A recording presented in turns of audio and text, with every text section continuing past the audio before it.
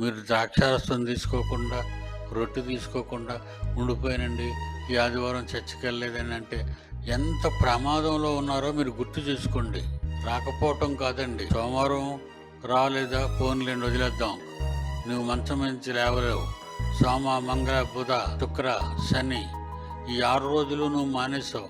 నువ్వు మంచం బట్టి మానేసావా, లేదా ఇంకే భయంకరమైన కారణాలు బట్టి మానేసావా, దేవుడు కనికరిస్తాడు. కానీ ఆదివారము కానీ మానేశారో రొట్టె విరవరు, ద్రాక్షరసం తాగరు, మీరు ఎలా నిత్య జీవం గలవారు అవుతారు? ఒక పక్క మంచి దినం వచ్చేస్తుంది, ఏ క్షణమో తెలీదు. రెండోది నీ చావు దినం ఎప్పుడో నీకే తెలీదు. ఏ క్షణాన గుండె ఆగిపోద్దో నువ్వు చచ్చిపోతావు.